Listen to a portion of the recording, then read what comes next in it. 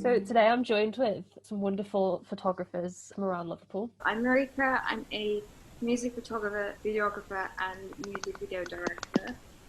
Mouthful. I've been doing this for over 12 years. A long time.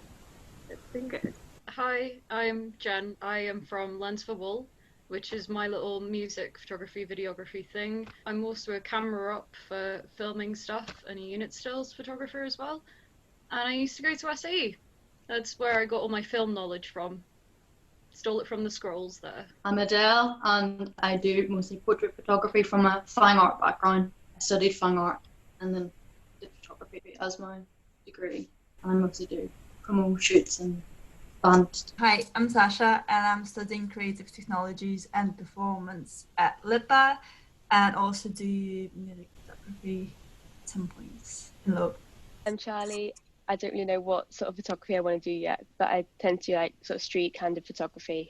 I want to work in film production, and I'm studying film at Manchester next year. Awesome, that's so exciting. Lovely. So, the inevitable first question, how did you get into photography? I shot a bunch of streets for a while.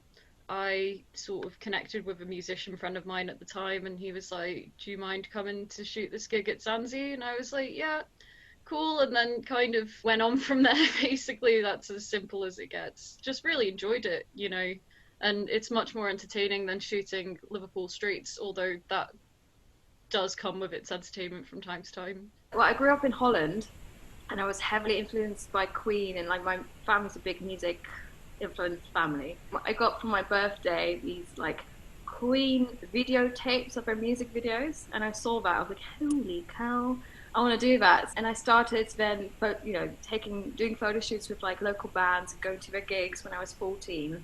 Had my first ever gig when I was 14, paid for like this magazine, like a teen magazine in Holland. I won't mention it too much. 17, I moved to Brighton, and then it all happened from there, really. I originally was a painter in my fine art degree, and one of my tutors saw my photography and was like, oh, actually this is better than your painting, you should look into this more. And then that's kind of how I got into it, because I was a better photographer than painter, and I just kind of went from there, really. It was a tutor's advice. I started with filming, actually. I was studying some like production stuff. My friends, local musicians and jazz musicians, they just like went like, can you take some snaps of us? And I did, and I did enjoy it so much, so I just like get into it gradually. I still kind of like get a feel of it, not like a job, but like kind of like, thank you guys for this beautiful music that you do. Like sort of like exchange of like creativity between me and musicians. A family friend of ours, he was a photographer, and so when I was at his house, like I would just go and he would talk to me about cameras, and then I guess I sort of got interested from there and just sort of spiraled down the rabbit hole, I guess. Everyone really did have a different way of getting into it then, but like the key word that I noticed there was like interest, and photography seems to be a lot about curiosity and about experimenting and things like that. What kind of things inspire you to do photography? Because I understand that lots of you, if not all of you, are involved in band shoots in some way, like headshots and shoots for bands and musicians at a live event. So I'm assuming that this inspires some common inspiration in you all. What are some of your favourite shoots that you've done? And if it's with musicians, then what makes this subject matter different to any other? It's strange, like a lot of the sort of creativity from it you can derive from their music, really. And that's how, for me anyway, because I used to do film production, so actually do like short films and documentaries and, you know, sort of advert-y stuff. And I mean, that was all well and good, but I found it to be, for me, it just didn't work the same as working on like music shoots. Like the sort of inspiration, as I said, comes from their music, but more on the basis of like promo shoots where you can set it up and have props and lighting and that you can actually decide on and like, you know, have a theme and stuff. Whereas a gig, it's a bit more, again, spin the wheel type of thing. One of my personal favorites that I've done as of late is I got to work on a music video again, which is something that I've wanted to do for quite a while now. It's a music video that I did with Natalie and the Monarchy, it's a weird, it hasn't been released yet, we're still in the post-production of it, but to drop a few hints, it's like weird devil lady and smushed up cake, and the other bit is in a warehouse somewhere, but I didn't shoot that bit. So yeah, but like it's a lot of red lighting, full body, like holy shit, I'm talking like it's mad. If you are a creative, it's hard to explain where the creativity comes from inside of you, because it just already sort of exists. To be weird is one of my favorite things, so that's been cool to have the opportunity to do that. And with music, it goes hand in hand with the visuals, really, because the music does make it.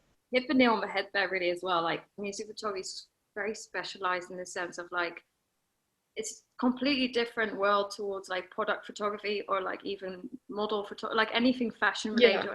You have to constantly work with a client that has always a different idea than anyone else. Like, if, for example, if you're going to work with a fashion magazine or whatever, they sometimes are following certain rules and certain styles that they want to keep with the program. But when you work with musicians, they all have different types of ideas, and obviously music. And every time you meet a new client or musician, I always get a totally different vibe. Like, as in creativity wise, like I always work slightly different. I shot Pixie yesterday, which is amazing. I listened to some of her songs, and a few of my like videography friends from London filmed her music video. You can see also from like other photographers' perspective how they listened to their music and how they implemented their ideas. And like Jen said, like heavily with music, if you listen to their songs, for example, like Trudy and the Romance, like that's very much like also how they present themselves, very 50s and 60s. So when you want to approach them with a photo shoot, you automatically kind of have to start thinking that area already, just to make sure that you are on the same level as the client. Getting that inspiration of music is quite important, actually.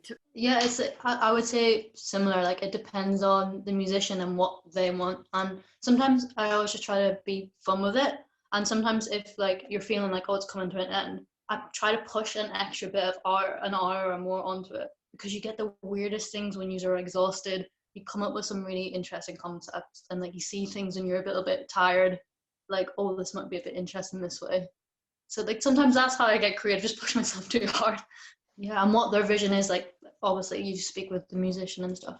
But sometimes as well, it's like when you see, even like how you were saying, it's different with like fashion photography as well. Sometimes I want to capture like not just like the clothing, or like you want to try and see if you can get like a little bit of them. Like that's when like you like the creativity comes out.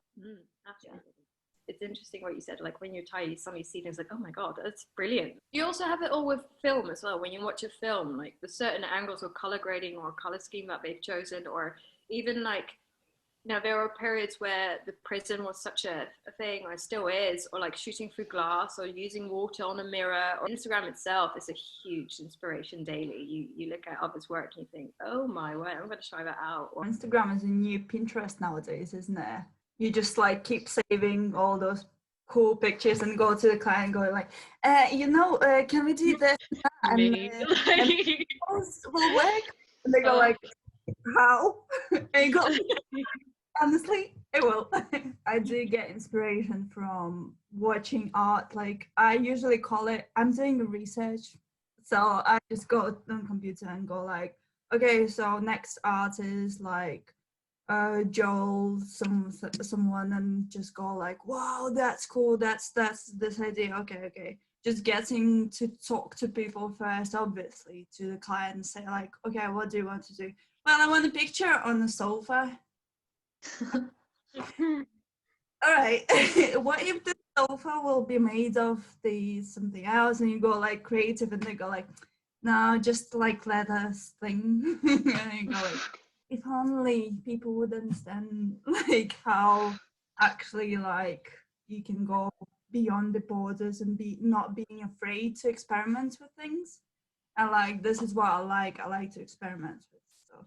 But obviously, as everyone else mentioned before, music plays like a big part in it. If it's like something that I don't really feel for, I won't on the gig, I won't feel the same way as I'm on a jazz gig, for example, and I will go like, yeah, that's goes bass sing, that's it, like this is what I need, you know what I mean? So I'll literally just go through Pinterest and Instagram and be like, this looks cool, and go to like, it's usually models or actors I do headshot stuff with, and just be like, this looks cool, do you want to try this? And then it just sort of goes from there and just see what we do with it. I'd love to get into doing music stuff, but I'm only 17, so I can't really get into most of the gigs yet.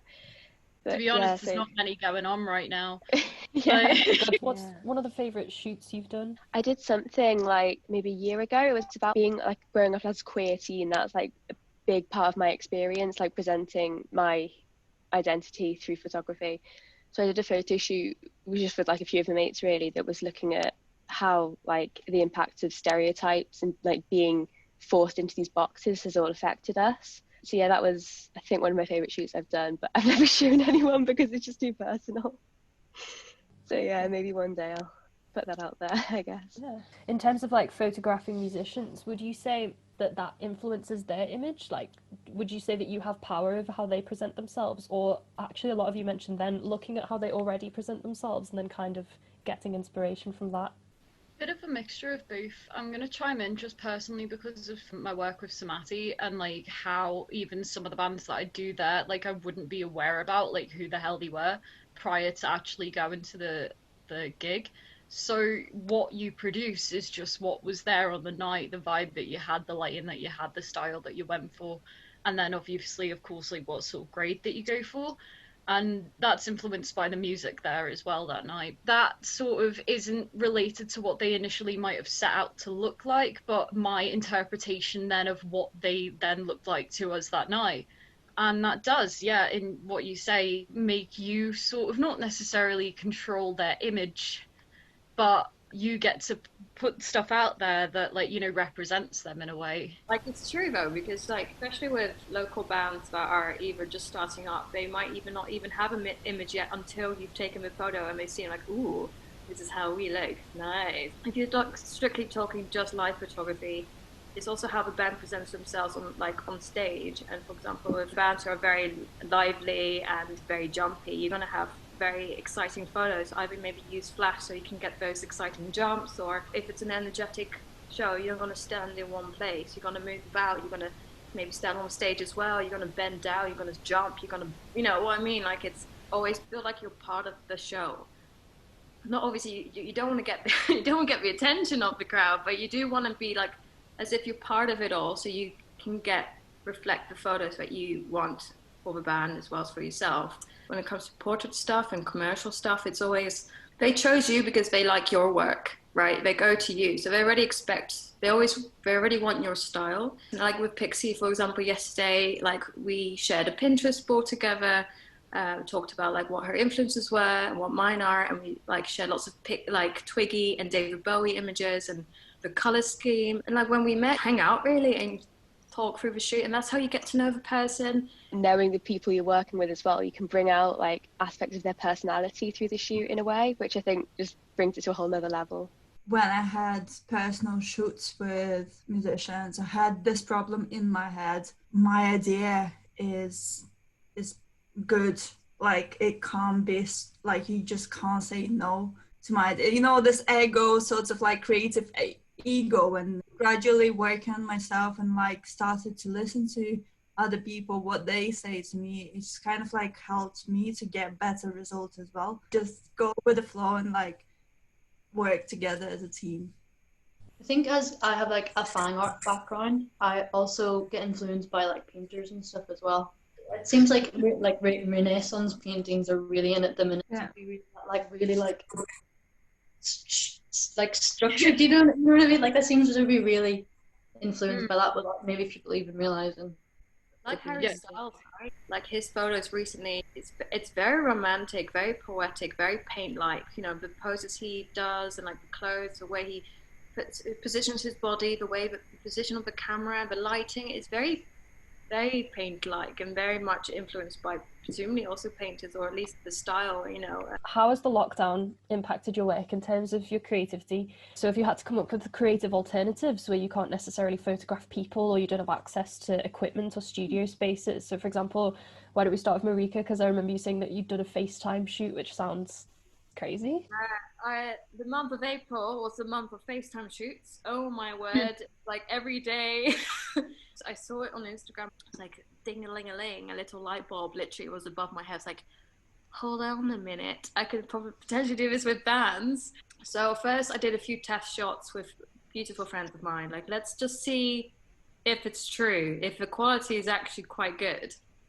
And it surprisingly, it was like, obviously it's not the best, but it's good enough for like Instagram or like maybe some promo stuff. Thankfully, some old clients I work with, like labels and management companies, contacted me, and turned out to be a few paid FaceTime shoots. Was really good fun, like with Phoebe Green, who's based in Manchester. That was so much fun. It was like, I mean, it's weird though, because you've never met the person, but yet you're face to face and you have to direct someone via camera.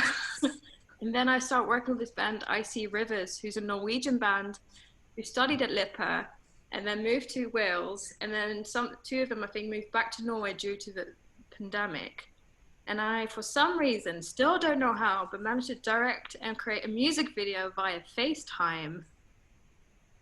But then we're all separately like in Norway. So that one was like up in the north, one was in the middle, one was in the south. And we're like, what are we doing? Like, this technology is just so crazy. So that was shockingly fun. I mean, it was definitely a help, because I think we all, at least for me, I struggled with mental health a bit during the pandemic, especially with creativity, because I was constantly working and I saw shoots being cancelled. I was like, what am I gonna do? Like, I'm not sure even, like, because I got like itchy like knees, like I need to do something. But yeah, for me, thankfully, it was FaceTime shoots that really was a sort of a savior to keep my creativity mind afloat, and not like the Titanic, because that could have easily gone bad in April. With the script, I could just see myself literally like a little boat with like going in circles. Where does the mind go, ladies? You know, you kind of get on with stuff. I did a lot of self-portrait things, which is something I haven't really endeavored before. I never really like being typically in front of the camera. Like, I mean, I don't not like the way I look, but it's not something that I'm terribly comfortable with. So that kind of helped when you were bored at 3 a.m. and really were just like losing the plot and just wanted to do some photos that weren't going out and walking on a street. I think August, like I think it was maybe like June, July, where things started to get a little bit better. I picked up a bit of work then, you know, and that was great. I wanted to start doing live lounges with a few friends of mine. So I did that with a band called Paint Me in Colour, who also run a recording studio called Soundback Recording down near X1. In Baltic. So they did the sound engineering for it, and it went really well, and I thought it was really fun. I used to do it a lot in SAE. They do it as a module. I managed to wrangle an audio kit from my old university and booked a bunch of bands in and was like, right, if you live together, sound, that's great, you can do a duo then, but like if you like, you know, if you can just do a solo acoustic one in like a park or something, that'll just be great. So I just started filming a bunch of them, little bits and pieces and little projects like that, like the live lounges or like the other photos and bits I did during August, and that are stuff to hold on to, you know, keep your sanity. To try and be creative, I just shoved my camera in my flatmate's face all the time. I was like, come on, let me take some pictures. But other than that, I started getting into filmmaking. It's something that I've always wanted to do, but because of my degree more recently, I've never had really time to get into it. So I've been getting into filmmaking and writing and doing screenplays, and hopefully when this all lifts, I can get maybe a few actors together and try do some of the little short films that I've wrote over. So you've like been planting seeds in lockdown almost. I did online course, like Russian online course in photography actually. And then I was just keeping up with my uni work actually, and just like trying to get as much projects involved in and like done as possible. And only in December when we went like on a Christmas break, it's all started to be quiet. And I miss people, I miss interaction. This is why I can't speak properly because I don't speak to many people anymore. I was working on, it wasn't a feature film, it was like an hour-long film before lockdown. So we got 3 months into filming that, and then obviously had about a 30-strong cast, so couldn't really do that anymore. So I found I was doing more photography during lockdown because it's usually like 1 or 2 people that I'm meeting with, so we could easily manage I understand that some of you may be full-time photographers, some of you might not, some of you might get paid, some of you might not, some of you might get commissions, some of you might just do things because you're trying to build a portfolio. How would you like to see this aspect of things change in the future? How do you think it should work? Because I feel like there's a question at the moment. We're taking a step back from how creatives are paid and how that system works. I started doing for free, and then I got my first paid job as at a gig, and I thought, okay, this is now a good start to build up, and you can ask more. I do feel like if you're just starting out, just shoot as much as you can. Don't expect the payment. Just shoot friends or create your own projects and stuff. Like, once you're confident with a good amount of photos, get a website together, go send literally your portfolio to clients or bands, and then say, like, this is already a set fee for 2 hours. If you already come across confident with a fee, and they see your work, they're like, right, this is a good investment. Because if you go and start charging and you have nothing, or you only have a few photos, then people are gonna like, well, what am I paying for? So I do get that it's good to start off doing it for free. It's hard because obviously you think, well, it's expensive, cameras and equipment. It's not a cheap hobby if you're starting out.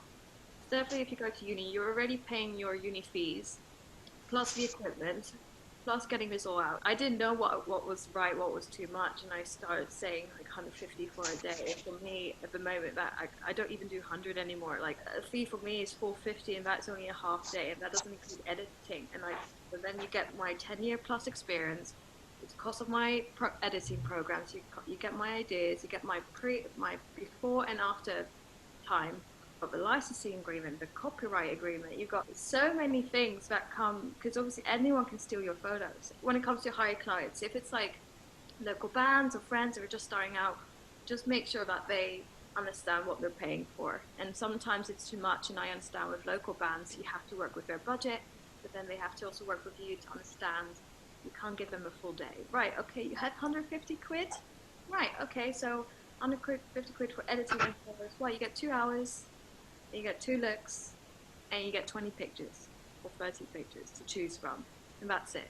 And then you can only use them for social media, and if you want to use them for like an album cover, that's an extra 50, for example. So also they get to understand what the prices are, because lots of new bands who are starting have no idea what to ask, or they don't even have a budget, and then they just normally go to friends. But if they really want to invest in, because it's a good investment. If you get a good photographer, you're going to get the good pictures. People are going to look, oh, who's this band? It's important for ourselves to respect our own work, because be confident. Maybe sometimes ask too much. Hey, because sometimes I wish I asked more.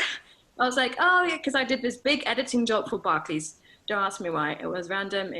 But I was like, okay, £2,000 for these pictures. Like, okay, I was like, damn it, they're Barclays, they're a bank. Of course we have more money. So I could have asked for more. So it's ridiculous. My advice to anyone who's starting out or thinking what to charge is first, obviously, ask your fellow photographers. But it gets complicated because it's like the amount of hours of the day of the shoot, pre-sorting it all out, then getting the editing done, but that can take 4 or 5 days, depending on how many pictures, depending if the client's picky. Then you choose the ones, when you edit the first load, you say, oh, can you make my nose smaller, or can you remove this, or can you da-da-da.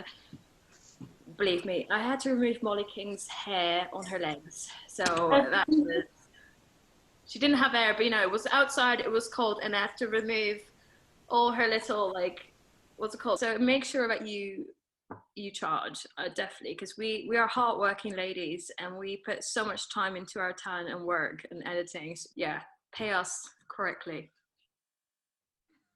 Amen. You see it from musicians' perspectives as well, isn't it? Like, they getting paid for their gigs, so they need to understand that, like, they need to pay, for example, the sound engineer. They need to pay like someone to put everything together for them or something like that. So why would you pay them this amount of money but don't pay creatives who actually get your picture out there and like those likes and shares and like get you familiar to other people, basically? Yeah, if you don't have any pictures, you have nothing, really. Okay, you can have good music, money. It is a circle, isn't it? Because like we can recommend this band later on to like whatever projects we're working on, like, and say like, oh, I heard Maze, like, her music is great, like, why don't you use it in your festival or something like that? Make your name around it and you'll be fine. And it's not about the money at the end of the day. Yes, we need to pay our rent. Yes, we need to upgrade our equipment. But at the end of the day, if you're not enjoying your job, then what's the bloody point?